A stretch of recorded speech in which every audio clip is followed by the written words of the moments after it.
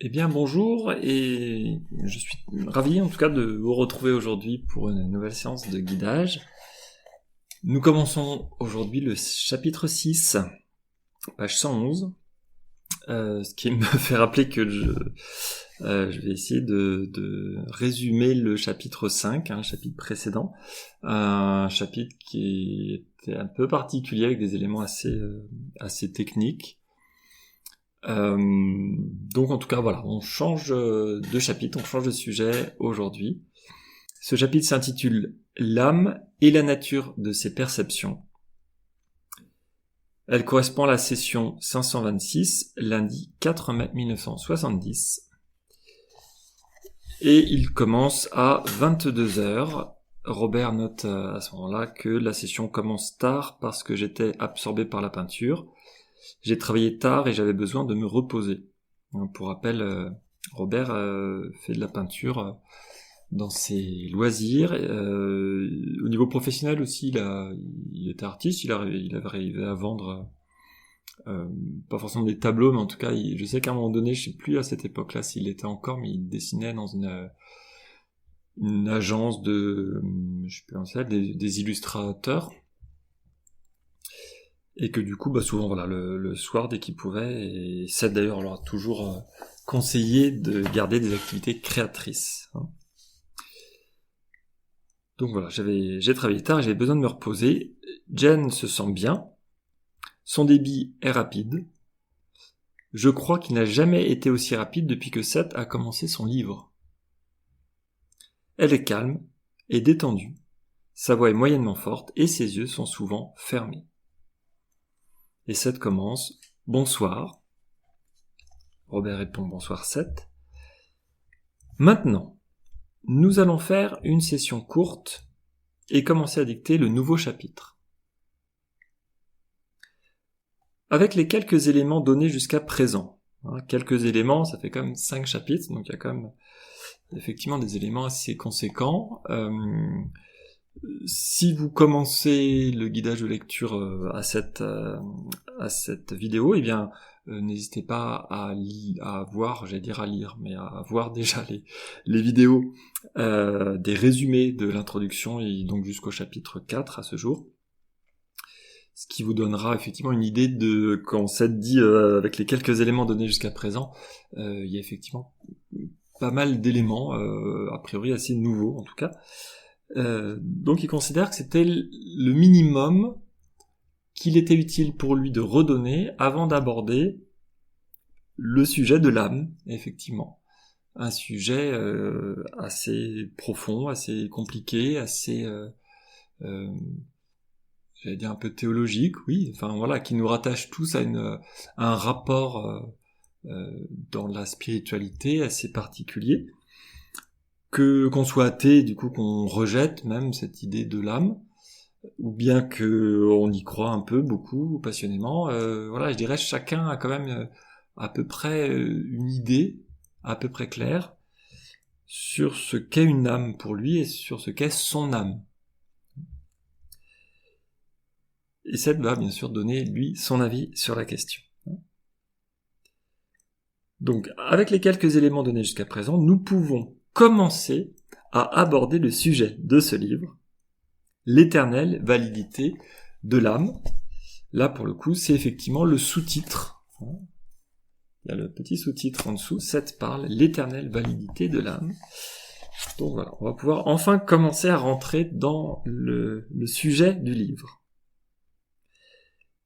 Et lorsque nous explorerons d'autres sujets, ce sera toujours en essayant d'illustrer l'aspect multidimensionnel du moi intérieur. Donc effectivement, vaste sujet qui est régulièrement rééclairé par Seth sous différents points de vue.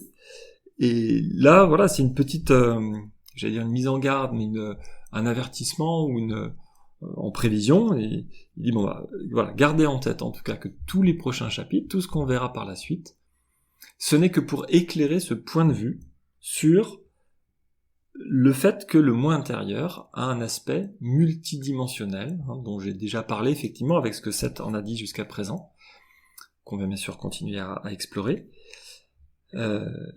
C'est l'aspect, il me semble, à peu près le plus caractéristique. Là, aujourd'hui, comme ça, là, j'en parle un petit peu, oui, j'essaie de réfléchir s'il y a d'autres aspects.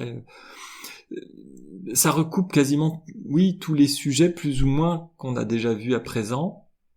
Et donc, c'est quand même, oui, ce point de vue, voilà, assez spécifique, qui fait qu'on peut réviser, revoir, revisiter sa vie, ce qu'on pensait de sa vie, tous les jours, avec ce prisme particulier, de se dire, là, ce que je perçois immédiatement, ce n'est qu'une des facettes d'une partie de moi, qui serait même plus grande que moi, c'est-à-dire je ne suis qu'une partie d'elle, donc d'un moi qui est plus grand que moi, et qui vit plein d'expériences en même temps.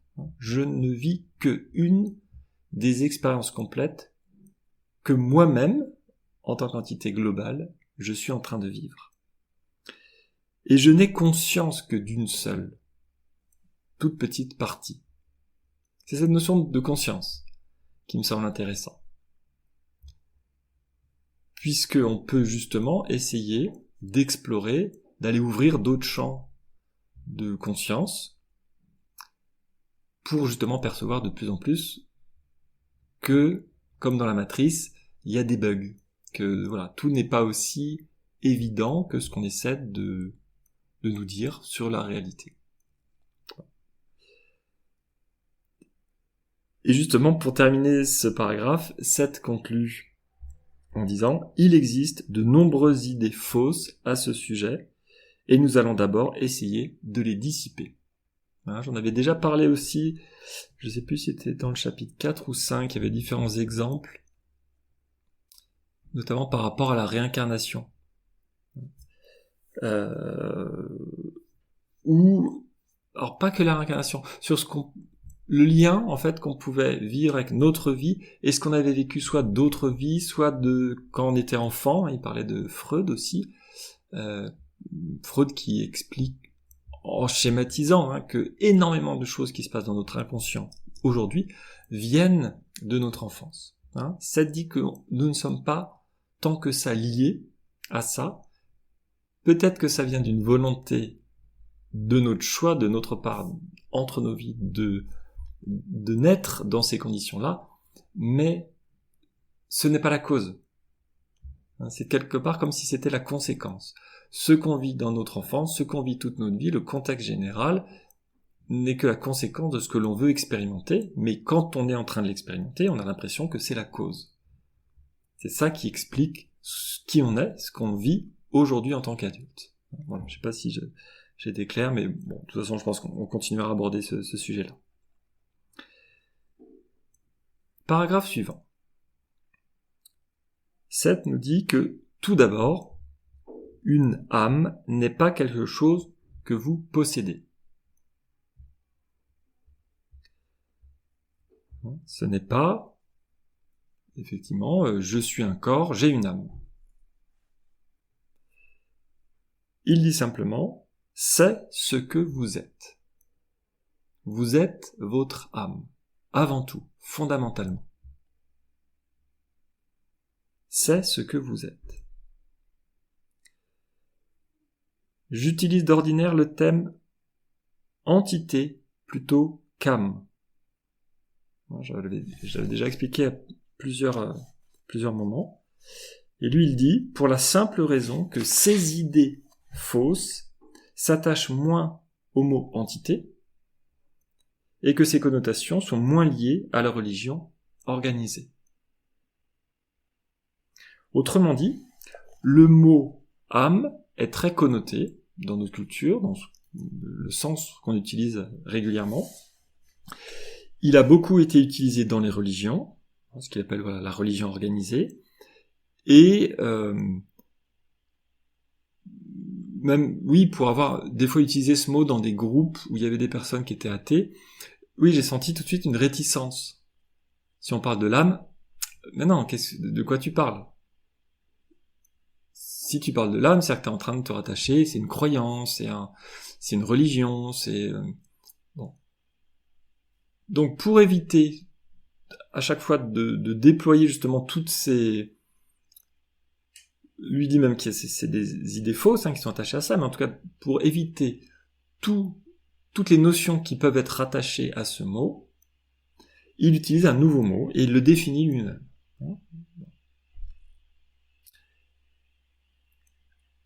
Il continue dans le paragraphe suivant en disant « Malheureusement, vous considérez fréquemment l'âme, l'entité, comme une chose achevée et statique, qui vous appartient sans être vous. Malheureusement, vous considérez fréquemment l'âme, l'entité, comme une chose achevée et statique.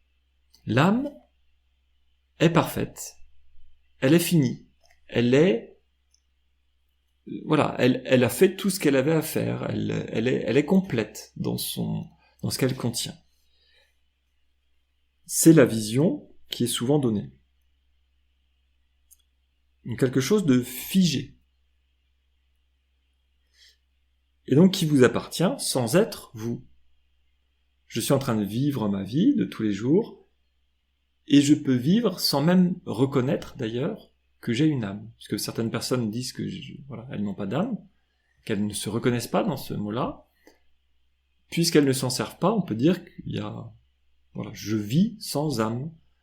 Ce que la science explique de ma vie me suffit pour comprendre ma vie et pour vivre. Je n'ai pas besoin d'une religion qui va me donner d'autres concepts, de choses que je ne perçois pas, pour vivre. Et effectivement, oui, c'est vrai. Nous pouvons très bien vivre sans avoir des concepts spirituels, religieux, sur l'esprit, sur ce qu'on ne perçoit pas. On en reste à ce que l'on voit, comme saint Thomas, qui était un apôtre qui ne croyait que ce qu'il voyait. Je vois ça, je crois ça. Mais bon, je vais pas rentrer dans le détail, c'est une petite parenthèse. En tout cas, oui, bien sûr, c'est possible. J'en reste uniquement dans mon fonctionnement du monde à ce que je perçois directement.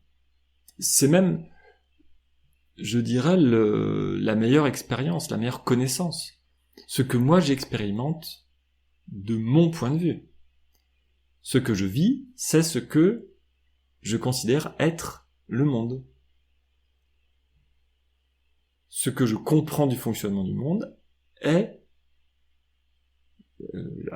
vrai pour moi tant que je n'ai pas trouvé de contradiction. Donc oui, en plus au sens littéral, effectivement, Seth nous a déjà expliqué plusieurs fois que c'est comme ça qu'on crée le monde, avec nos croyances, donc ça devient ma réalité. Et ce que je vis, ce que j'expérimente, va plutôt dans le sens de consolider ce que je crois du monde.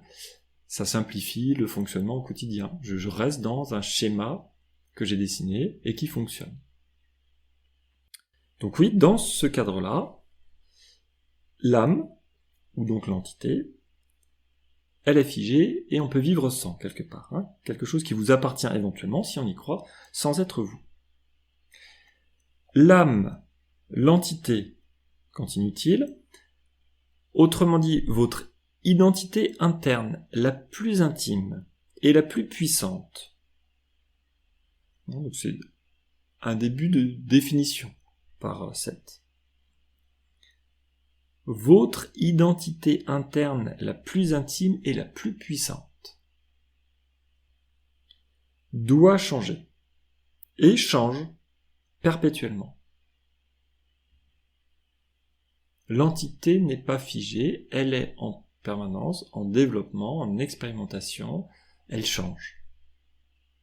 Grâce à nos expériences, grâce aux liens que nous avons avec elle, le moi interne, j'avais déjà expliqué, j'avais déjà fait des schémas là-dessus, avec cette communication dans les deux sens, elle vit ce qu'on est en train de vivre. Autrement dit, c'est le moi interne est en train de vivre toutes nos différentes expérimentations en même temps, dont je ne suis qu'une parmi plein d'autres, pour ce qui me concerne. Et j'allais dire, fait la synthèse, oui, c'est ça, comme elle a conscience de tout ce qui se passe en même temps. Et comme tout change, tout s'expérimente, tout est justement remis en question en permanence, l'entité change. C'est ce que Seth nous dit, simplement. Lui, il dit, elle doit changer, et donc elle change perpétuellement. Ce n'est donc pas un héritage à chérir. Quelque chose qui est sacré, intouchable. Un héritage, voilà, quelque chose qui nous viendrait effectivement, même si on croit à la réincarnation d'autres vies, ou bien, si c'est une seule vie qui nous a été donnée, c'est-à-dire notre corps arrive, on fonctionne, et tac, il y a une âme qui arrive dedans. Ça peut être l'image qu'on peut avoir, effectivement. Seth nous dit que, de son point de vue, ce n'est pas ça.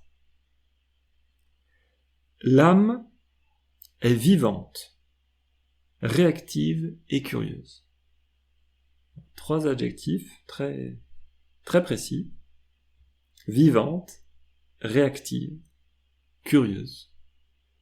Et c'est bien parce que notre âme, notre entité est curieuse qu'on expérimente. C'est pour ça qu'on a plein d'expérimentations différentes. J'en ai déjà parlé aussi plusieurs fois. C'est pour ça qu'une fois on est un homme, des fois on est une femme, des fois on va être célibataire, des fois on va être en couple, des fois on va avoir 10 enfants, des fois aucun, des fois on va être pape, des fois on va être ou un saint, ou quelqu'un de très bon pour l'humanité. Des fois on va être quelqu'un qui va tuer, qui va faire génocide, qui va déclencher des guerres, ou participer, ou simplement voler, voilà. Toutes ces expérimentations, c'est parce que notre âme est curieuse.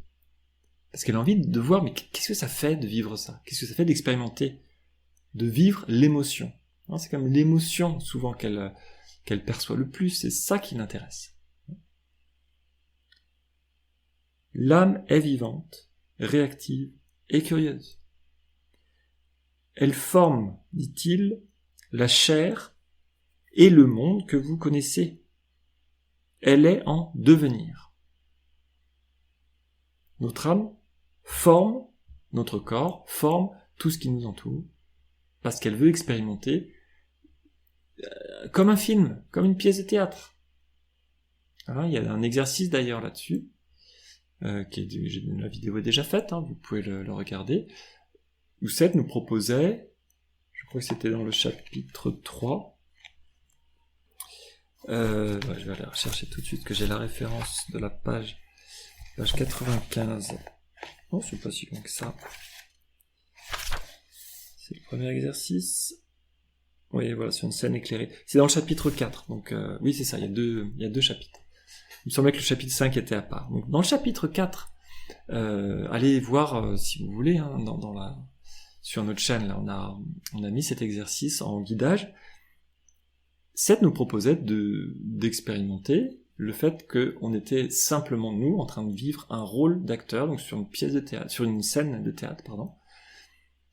Et c'est ça, c'est à chaque fois pour parler de cette entité multidimensionnelle.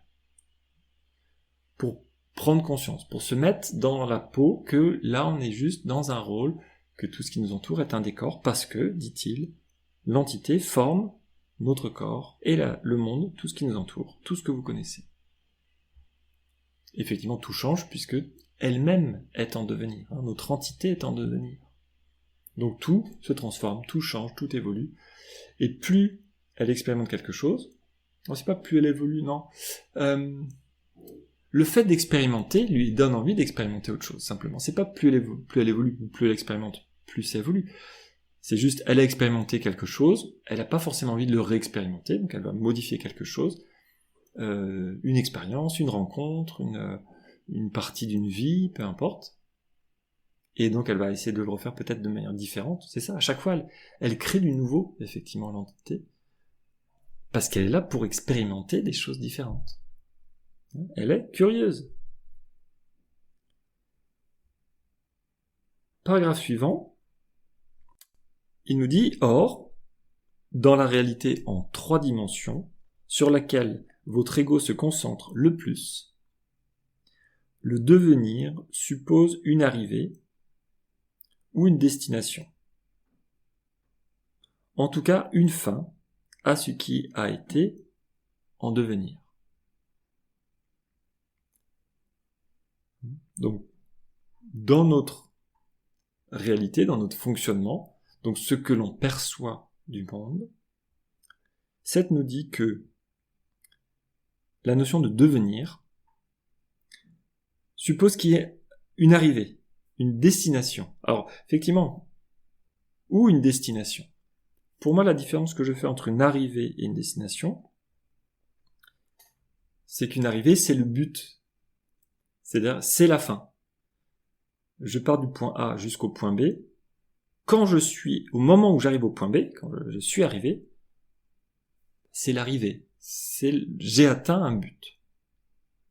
Mais, ce que je comprends de destination, là c'est peut-être moi qui chipote un peu sur les termes, c'est le chemin.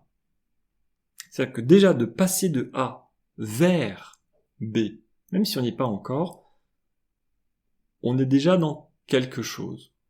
Bon. Moi, en tout cas, je trouve dans la vie que la notion d'arrivée peut nous amener des déceptions. C'est-à-dire, si je me fixe un but avec mon cerveau, donc avec mon ego, avec mes désirs, avec donc quelque chose qui peut être un peu de l'ordre qui peut être un peu compulsif, qui est en tout cas très ancré dans la réalité 3D, dans ce monde physique. Si je me fixe un objectif à atteindre, il y a des risques que je sois déçu si je n'atteins pas cet objectif. Parce qu'il y a un temps entre le moment où je décide de faire quelque chose, je quitte le point A dont je parlais, je chemine vers B, et peut-être que je vais pas arriver exactement à B, je vais arriver à B', juste à côté, ou à C, à D. Parce qu'en chemin, comme ça prend du temps de passer de A à B, peut-être qu'il va se passer d'autres événements, ou peut-être que B n'était pas accessible pour X raisons, peut-être qu'en chemin je me rends compte que c'est mieux d'aller vers B' ou C, donc vraiment des variantes plus ou moins différentes. Là je parle en termes un peu en physique ou mathématiques. Pour moi B', ce serait une variante de B. Pour donner un exemple concret, je sais pas. Je veux absolument changer de métier et je veux devenir boulanger. Et en chemin, je me rends compte que finalement, je préfère être pâtissier. De mon point de vue, aujourd'hui, voilà, je me dis B et B', voilà, c'est ça, boulanger, pâtissier, ce serait une variante. Peut-être qu'on commence les études de la même façon, là j'en sais rien, j'en parle vraiment purement au hasard. Mais en tout cas, c'est la vision que j'en ai. Je me dis qu'une fois qu'on sait faire de la pâte, après, oui, c'est une question de dosage, une question de recette, une question d'outils, une question de savoir-faire, etc. Mais au final, on est quand même dans un commerce à vendre quelque chose que les gens mangent. Et nous, le but, c'est de faire quelque chose qui soit bon, appétissant, etc. Si je vise d'être boulanger et qu'au final, je deviens banquier, visiblement il s'est passé quelque chose entre les deux où ça a remis en question profondément le cheminement que j'avais en cours.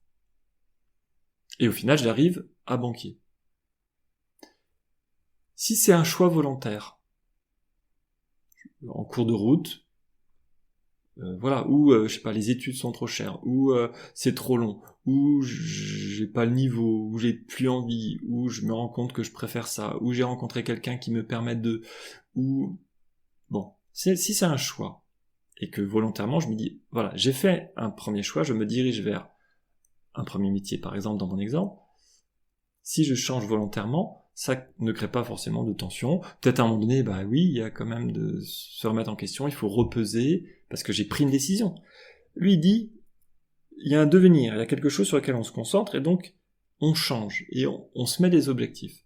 Donc, il y a eu un choix quand même à un moment donné. Le choix, il est peut-être léger au début, ou il est très réfléchi.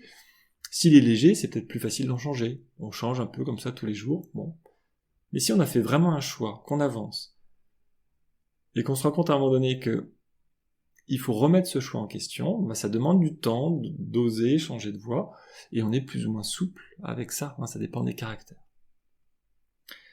Si ce changement, je vise B et j'arrive à B' ou à C, donc à pâtissier ou à banquier, et que c'est vraiment pas mon choix. J'ai tout mis en place c'était vraiment mon rêve, j'en rêve depuis que je suis tout petit, c'est un vrai projet, et quelque chose d'extérieur à moi. C'est vrai que les premiers exemples que j'ai donnés, ça peut participer aussi à ça. Les études sont trop chères, ou alors je me rends compte que c'est trop compliqué, je commence à étudier, bah non, j'ai une compétence qui manque. Ou je sais pas, j'ai un accident, je perds un bras. Il me fallait mes 2 mains pour être boulanger. Je dis, voilà, encore une fois, un exemple comme ça au hasard, mais quelque chose se passe dans ma vie que je considère ne pas m'appartenir. Seth nous dira que c'est inconsciemment voulu, mais consciemment, je ne le sais pas. Donc, je subis, autrement dit, entre guillemets, un événement extérieur à moi, ce qui m'oblige à me remettre en question, à me re-questionner et à me diriger vers autre chose. Là, peut-être que ce changement d'orientation est plus compliqué parce que il y a un deuil de quelque chose à faire. Il y a un temps pour se dire ce que je visais vraiment profondément depuis longtemps, et plus je le voulais, plus ce changement de direction est dur à faire, jusqu'au moment où je me rends compte que ce n'est pas pour moi. Ce n'est pas dans mon cheminement logique, ce n'est pas dans cette vie-là, autrement dit. Je le croyais, je le voulais, je pensais que c'était ça, pour X raisons, ça ne veut pas se mettre en place. Soit je continue à essayer de faire tout pourquoi pas, et ça peut être le challenge dans une vie, dans une expérience, malgré des événements où 99% des gens regardent en disant bah non, ça c'est pas crédible, ça ne marchera pas, et je le fais quand même, et ça marche. Ou bien d'une manière ou d'une autre, ça modifie mes choix, donc ça me remet en question suffisamment pour que j'aille volontiers vers autre chose, mais il y a quand même cette transition qui fait la crispation. Donc voilà, j'ai fait une digression autour de cette notion, mais c'est peut-être moi là qui, voilà, c'est a priori parce que 7 n'a pas l'air de faire différence, l'arrivée, la destination. C'est vrai que la destination, c'est déjà... Est-ce qu'une destination... Pour moi, une destination, c'est aller vers, c'est pas être arrivé. Et ce que je voulais dire, c'est que si le choix de départ, je veux absolument aller vers B, je pars de A, si c'est fait avec le cerveau, eh ben il faut que l'ego, le cerveau, change à un moment donné, accepte. Et plus j'ai mis d'énergie pour vouloir mettre en place quelque chose dans ma vie, plus ça va me redemander de l'énergie, des fois beaucoup plus que le premier choix, pour me convaincre finalement qu'il y a une meilleure solution pour moi aujourd'hui, parce que les paramètres ont changé. Si je fais plus attention, on va dire, à mon intuition, si je suis plus dans l'accueil du fait que ce n'est pas forcément mon cerveau qui a raison, mais il y a peut-être des choix que je vais faire dans la vie qui dépendent forcément de moi, ou bien j'ai l'impression qu'ils me sont dictés par le destin, la vie, les facteurs extérieurs, etc. Si je suis plus à l'écoute de ça et plus à même d'accueillir le changement, j'ai l'impression qu'il y aura quand même moins de crispation. Il y aura moins de cette période de friction, de changement de cap.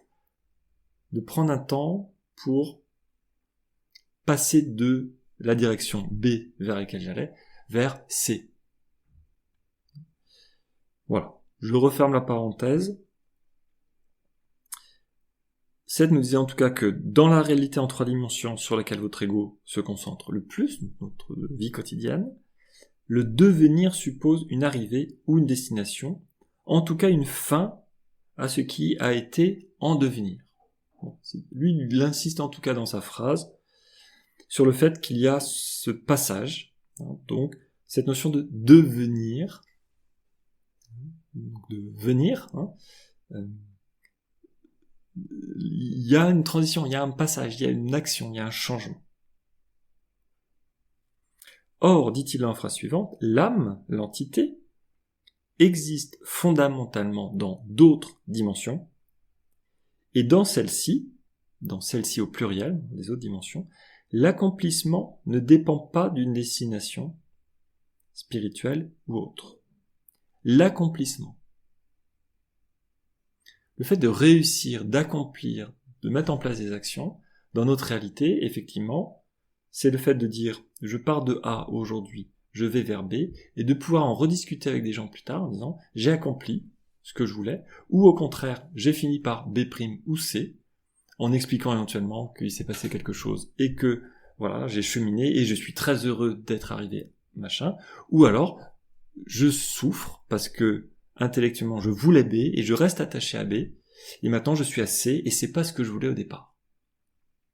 Hein, donc là il y a, je caricature, hein, mais il y a un peu deux extrêmes, il y a bien sûr tous les intermédiaires sont possibles, mais en gros, où j'ai accueilli, j'ai fait le deuil de mon premier choix et je suis passé, ou non. Et ça, Seth nous dit que ce passage-là, il est propre à notre dimension physique, à la réalité 3D. C'est propre aux règles du jeu qu'on a fixées dans cette réalité, le temps, l'espace, qui sont des paramètres. Eh bien, cette mise en place de l'action, voilà, on a besoin, la notion d'accomplir quelque chose a besoin d'une destination spirituelle ou autre, dit-il. Et donc, il dit deux choses dans cette phrase. D'une part il confirme que nous, dans ce que nous réalisons, nous avons cette sensation d'avoir besoin d'un cheminement. Donc, par généralisation, on considère que c'est comme ça que ça fonctionne partout. Et donc la deuxième chose qu'il nous dit, non, enfin déjà d'une part non, mais qu'il y a d'autres dimensions, ça on le savait déjà, et que le fonctionnement dans ces dimensions-là, la notion d'accomplissement, n'est pas soumis aux mêmes règles. Hein, donc c'est une règle spécifique de notre univers. Paragraphe suivant. L'âme, l'entité. Hein, vous voyez, vraiment maintenant, je crois que c'est une des premières fois, il a déjà utilisé le mot entité dans le livre, avant je me souviens en avoir déjà parlé, j'en avais aussi parlé un peu en anticipation. Là maintenant, dans ce paragraphe-là, en tout cas au début, à chaque fois il associe les deux. Donc, essayez peut-être même de garder en tête uniquement ce mot d'entité avec la définition propre que Seth en donne. Ça permet de garder l'âme, la notion d'âme que vous avez, elle est ce qu'elle est. Là, c'est juste un conseil, hein, voilà. Et de se dire, voilà, une autre façon de voir les choses, c'est d'utiliser le mot d'entité, multidimensionnelle en plus, avec une certaine définition, qui n'est pas forcément contradictoire avec la notion d'âme, mais en tout cas, voilà, Seth propose une autre façon d'aborder une notion qui est pourtant très proche. Hein. D'où le fait qu'il nomme les deux. Donc, l'âme, l'entité, est toujours en état de flux, toujours en train d'apprendre, au milieu de développements au pluriel qui sont liés à l'expérience subjective plutôt qu'au temps et à l'espace. Le temps et l'espace, je venais de le rappeler, qui sont des règles de notre monde, notre réalité physique, et que l'entité, nous de notre côté, est dans cette mouvance, en état de flux, hein, donc quelque chose qui change en permanence, toujours en train d'apprendre, nous dit-il, au milieu de développements qui sont liés à l'expérience subjective. Donc là, le développement fait peut-être le pendant de l'accomplissement, le mot accomplissement qui vient juste d'évoquer dans la fin du paragraphe précédent, dans lequel il disait que l'accomplissement, dans d'autres dimensions, ne dépendait pas d'une destination. Et que effectivement, tous ces développements, qui peuvent être faits dans notre réalité ou dans d'autres réalités, notre entité elle vit tout en même temps, et bien justement, sont liés à une expérience subjective. Les développements sont plus liés au ressenti, aux émotions, à la manière dont on perçoit les choses, plutôt qu'à quelque chose que l'on pourrait filmer de l'extérieur, et qui serait objectif, qui serait une réalité universelle, que tout le monde reconnaîtrait. Le développement sont liés à l'expérience subjective, bien plus qu'au temps et à l'espace, dit-il, donc à deux éléments qui sont les règles du jeu de notre fonctionnement dans cet univers. Donc je redis. L'âme, l'entité, est toujours en état de flux, toujours en train d'apprendre. Et ça, c'est fondamental. Elle est curieuse, nous disait-il quelques lignes plus haut. Elle est tout le temps en train de vouloir expérimenter quelque chose de différent. Nous avons au sein de nous-mêmes, même les jours où on est fatigué, même quand on est en dépression, même quand on est au plus bas, il y a quelque chose de nous, d'extrêmement fort et puissant, qui est curieux, et qui observe à travers nous une expérience particulière. Et même si cette expérience peut apparaître comme étant quelque chose de, on va dire, de négatif, si on la teinte avec des mots, eh bien c'est une expérience. Et notre entité avait envie d'expérimenter ça d'une manière ou d'une autre. Le libre arbitre est toujours présent, ça aussi, c'est important de le rappeler, je ne le rappellerai jamais assez. Ce n'est pas parce que l'entité a écrit notre scénario de naissance et les grandes lignes de notre vie que nous sommes emprisonnés dans un destin d'où nous ne pouvons pas sortir. Nous pouvons en permanence faire nos choix. Donc si l'entité au départ s'est dit tiens, je vais créer telle ou telle circonstance qui va faire que la personne va être en dépression, et c'est ce que j'ai envie d'expérimenter dans cette vie-là, je peux à n'importe quel moment en sortir. Tout cela dépend de moi. Je suis autonome. Je suis relié à mon moi interne. Je peux même comprendre qu'il y a cette force énorme en moi qui me relie à tout.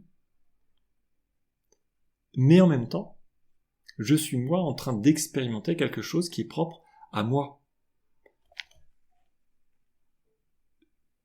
Je vais vous donner un exemple peut-être. Je suis un poisson dans un banc de poissons. Je vis avec le banc de poissons. J'ai cette force, il y a cette direction. Le banc nous protège, le banc nous amène plein de choses à expérimenter avec le banc de poissons global. Et j'ai un lien avec tous les autres et je fonctionne avec les autres. Et en même temps, ce n'est pas contradictoire, je peux quand même faire mon chemin au sein du banc, je peux sortir du banc, il y a le banc de poissons et il y a ce que j'en fais. Je ne suis pas soudé, je ne suis pas lié par définition à ce banc de poissons. Je décide de rester, si c'est plus simple pour moi. Mais je peux décider d'en sortir, d'expérimenter quelque chose de différent, quelque chose de plus fort. Je peux décider tout le temps. C'est mon choix. Mon choix m'appartient. Toujours. Donc ça, c'est important. L'entité expérimente à travers moi. Et justement, si ce que j'expérimente, ce que je lui fais expérimenter, enfin, c'est moi, c'est pareil, c'est la même chose. En cours d'expérimentation, je ne vais pas là où elle pensait que j'irais au départ, je ne vis pas ce qu'elle pensait vivre, soit ça lui suffit, elle se dit, finalement, ah oui, j'ai voulu expérimenter ça, et puis ça m'amène à telle expérimentation, et c'est génial, c'est très bien, on va expérimenter autre chose, ou bien, Elle se dit non, je voulais expérimenter cette situation qui a été évitée dans cette vie-là, et donc je peux recommencer une autre vie avec un peu les mêmes circonstances de base pour amener vers l'émotion, la sensation que je voulais expérimenter, l'expérience subjective, ce que nous dit Seth.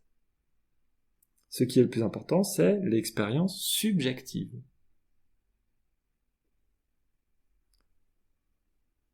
Et tout ça, ce sont, là nous dit Seth aussi dans cette phrase-là, des développements, un accomplissement, quelque chose qui se déploie, qui grandit. Donc tout ça va dans le même sens. Une entité, globalement, qui est très curieuse et qui a tissé tout un réseau de petites, j'allais dire marionnettes, mais c'est pas ça. J'ai l'image aussi d'une fourmilière avec la reine, mais c'est pas ça non plus. Vous voyez, une reine qui dirigerait les entités, c'est pas non plus ça. C'est compliqué de trouver une image. L'entité, c'est l'ensemble, c'est plus que l'ensemble de toutes les expériences. C'est celle qui décide effectivement d'aller expérimenter différentes choses et de volontairement se couper d'une partie de ses compétences quand elle va vivre juste une expérience là. Parce que quand on ne sait pas, on a coupé ce lien avec, enfin on a coupé le lien. On n'a pas la conscience. On a coupé la conscience de qui on était réellement. Pour mieux vivre l'expérience à fond, on n'a pas la conscience et on n'a pas l'ensemble des compétences de notre entité. Nous ne sommes qu'une partie de ce qu'elle peut faire. Mais a priori, tout ce qu'on peut faire, elle l'a en elle, donc elle peut le faire. Et si on arrive à se reconnecter, on peut aller chercher des compétences que d'autres personnalités que nous ont développées ou développent dans d'autres vies en parallèle. Donc l'entité, c'est plus que la somme de toutes ces petites personnalités, toutes ces parties. Donc effectivement, l'exemple d'une fourmilière pour en être pas bonne, mais j'ai pas d'autres images là qui parleraient. C'est plus que ça, effectivement. Une entité globale qui perçoit tout, qui capte tout, qui est en nous en permanence, qui est connectée à nous en permanence, et dans les autres. Une partie. Elle arrive comme ça à tout percevoir. Donc je vais peut-être faire une pause pour voir si éventuellement il y a une idée qui me viendrait d'une image sur cette entité éventuellement pour illustrer ce dont Seth est en train de parler, ce lien de développement et de l'importance de l'expérience subjective qu'on est en train de vivre. Merci pour votre attention, en tout cas sur cette première partie. On se retrouve dans quelques instants pour la deuxième partie de la séance. À tout de suite.